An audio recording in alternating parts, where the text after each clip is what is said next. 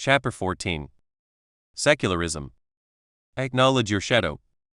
What does it mean to be secular? Secularism is sometimes defined as the negation of religion, and secular people are therefore characterized by what they don't believe and do. According to this definition, secular people do not believe in any gods or angels, do not go to churches and temples, and do not perform rites and rituals. As such, the secular world appears to be hollow, nihilistic and amoral, an empty box waiting to be filled with something. Few people would adopt such a negative identity. Self-professing secularists view secularism in a very different way.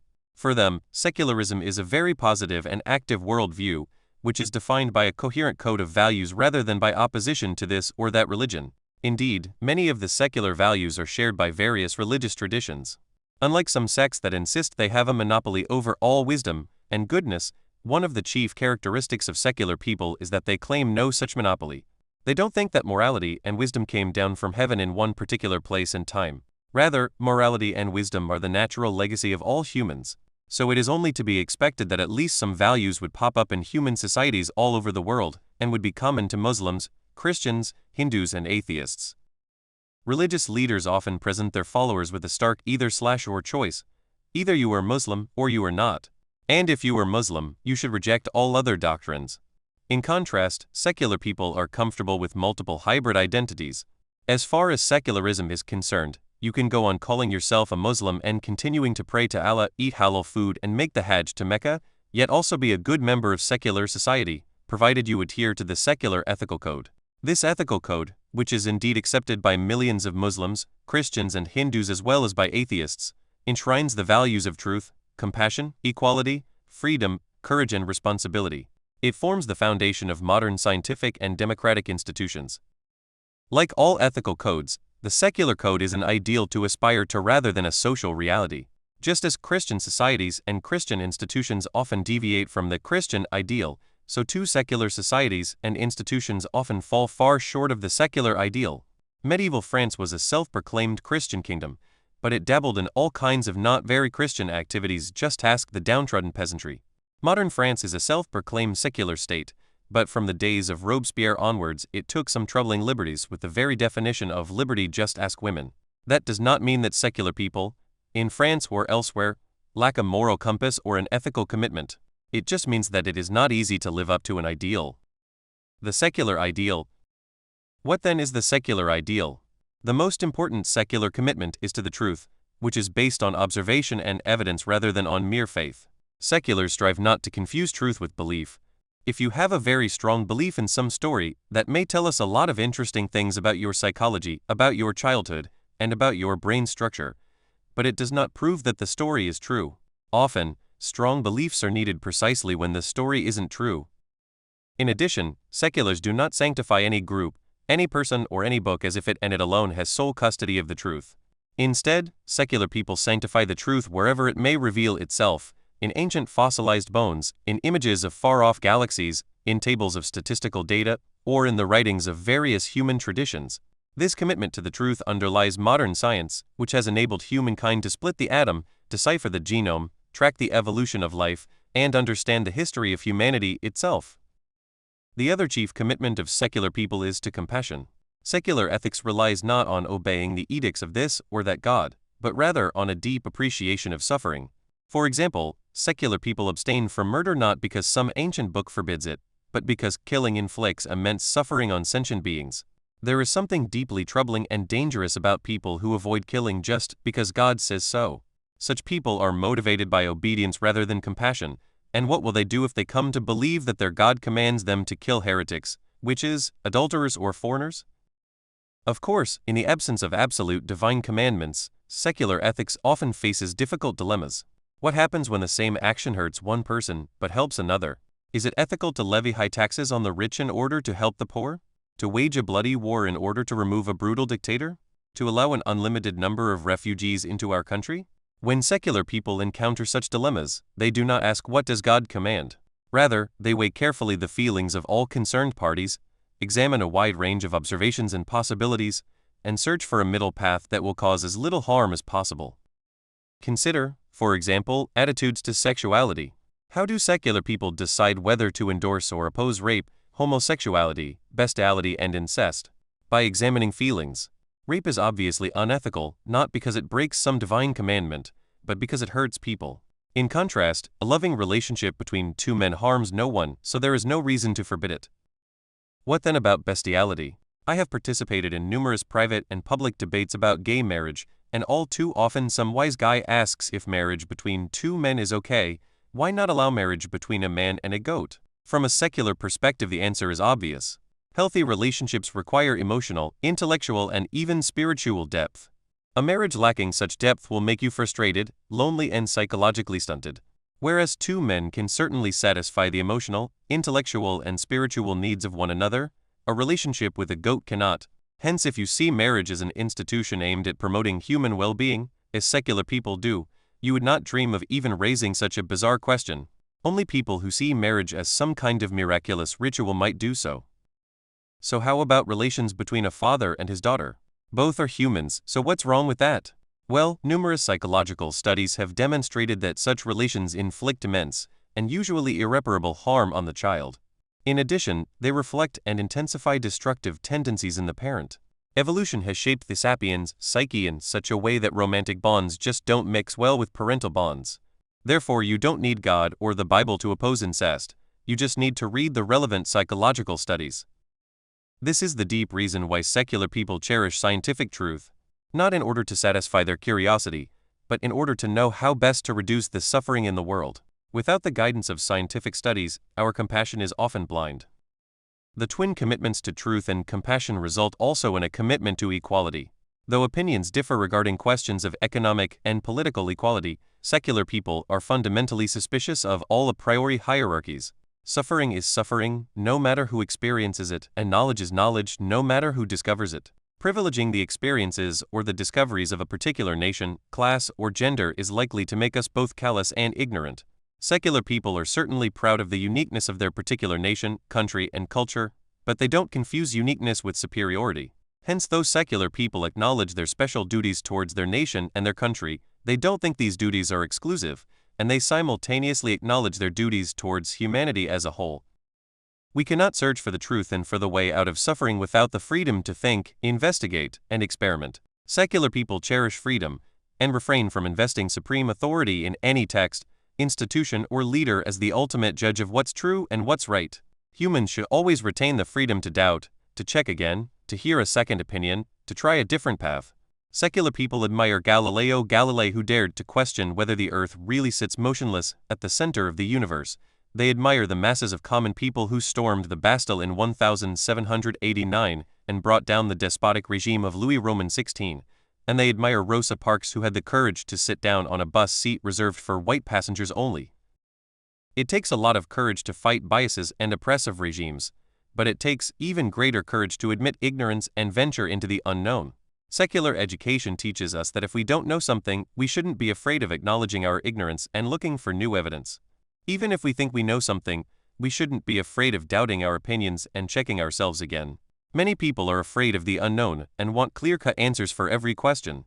Fear of the unknown can paralyze us more than any tyrant. People throughout history worried that unless we put all our faith in some set of absolute answers, human society will crumble.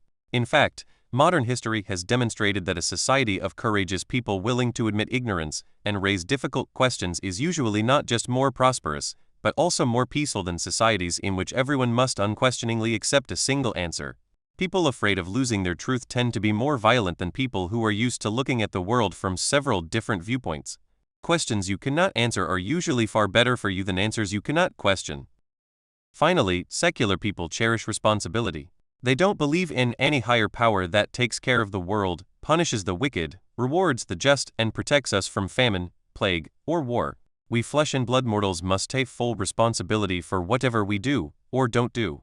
If the world is full of misery, it is our duty to find solutions. Secular people take pride in the immense achievements of modern societies, such as curing epidemics, feeding the hungry, and bringing peace to large parts of the world. We need not credit any divine protector with these achievements. They resulted from humans developing their own knowledge and compassion.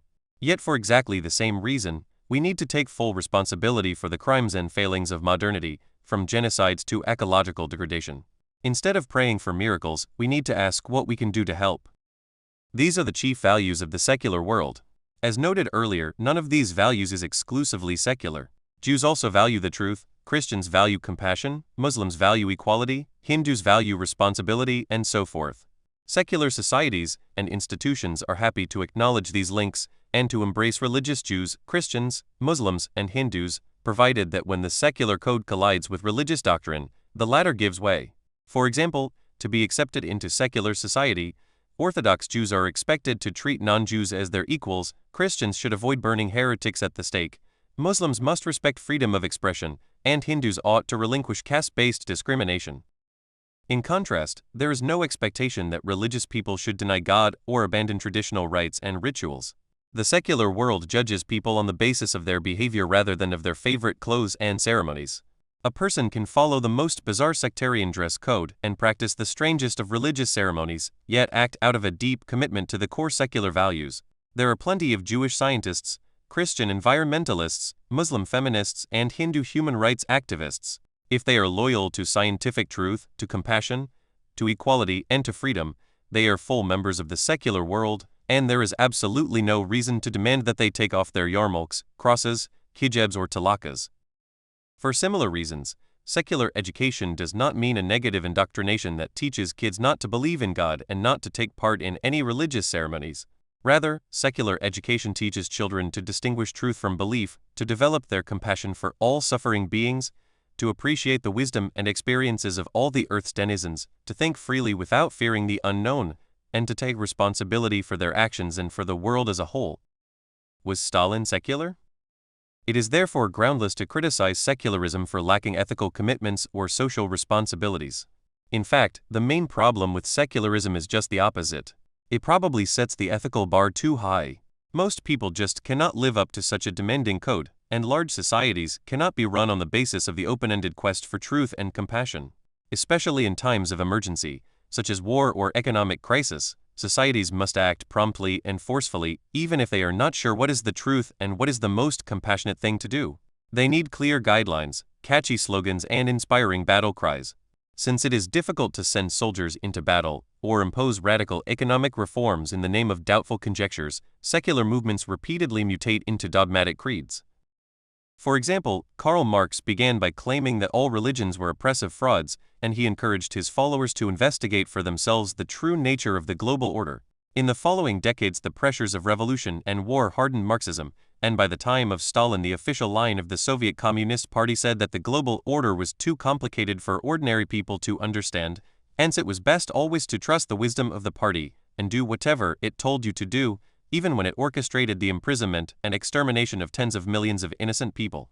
It may look ugly, but as party ideologues never got tired of explaining, revolution isn't a picnic, and if you want an omelet you need to break a few eggs. Whether one should view Stalin as a secular leader is therefore a matter of how we define secularism. If we use the minimalist negative definition, secular people don't believe in God, then Stalin was definitely secular.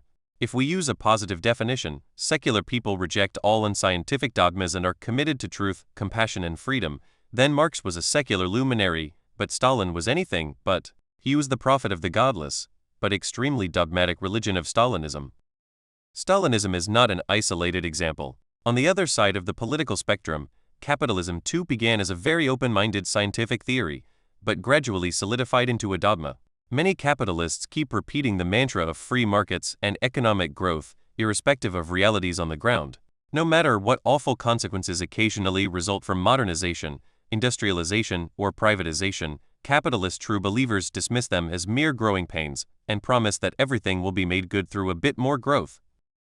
Middle-of-the-road liberal Democrats have been more loyal to the secular pursuit of truth and compassion, but even they sometimes abandon it in favor of comforting dogmas. Thus, when confronted by the mess of brutal dictatorships and failed states, liberals often put their unquestioning faith in the awesome ritual of general elections. They fight wars and spend billions in places such as Iraq, Afghanistan, and the Congo in the firm belief that holding general elections will magically turn these places into sunnier versions of Denmark. This despite repeated failures, and despite the fact that even in places with an established tradition of general elections, these rituals occasionally bring to power authoritarian populists, and result in nothing grander than majority dictatorships. If you try to question the alleged wisdom of general elections, you won't be sent to the Gulag, but you are likely to get a very cold shower of dogmatic abuse. Of course, not all dogmas are equally harmful. Just as some religious beliefs have benefited humanity, so also have some secular dogmas. This is particularly true of the doctrine of human rights. The only place rights exist is in the stories humans invent and tell one another. These stories were enshrined as a self-evident dogma during the struggle against religious bigotry and autocratic governments. Though it isn't true that humans have a natural right to life or liberty, belief in this story curbed the power of authoritarian regimes, protected minorities from harm, and safeguarded billions from the worst consequences of poverty and violence. It thereby contributed to the happiness and welfare of humanity probably more than any other doctrine in history. Yet it is still a dogma. Thus, Article 19 of the United Nations Declaration of Human Rights says that everyone has the right to freedom of opinion and expression. If we understand this as a political demand, everyone should have the right to freedom of opinion, this is perfectly sensible. But if we believe that each and every sapiens is naturally endowed with a right to freedom of opinion, and that censorship therefore violates some law of nature, we miss the truth about humanity. As long as you define yourself as an individual possessing inalienable natural rights, you will not know who you really are, and you will not understand the historical forces that shaped your society and your own mind, including your belief in natural rights. Such ignorance perhaps mattered little in the 20th century when people were busy fighting Hitler and Stalin, but it might become fatal in the 21st century because biotechnology and artificial intelligence now seek to change the very meaning of humanity. If we are committed to the right to life, does that imply we should use biotechnology to overcome death? If we are committed to the right to liberty, should we empower algorithms that decipher and fulfill our hidden desires? If all humans enjoy equal human rights, do superhumans enjoy super rights? Secular people will find it difficult to engage with such questions as long as they are committed to a dogmatic belief in human rights. The dogma of human rights was shaped in previous centuries as a weapon against the Inquisition, the ancient regime, the Nazis, and the KKK. It is hardly equipped to deal with superhumans, cyborgs, and super-intelligent computers.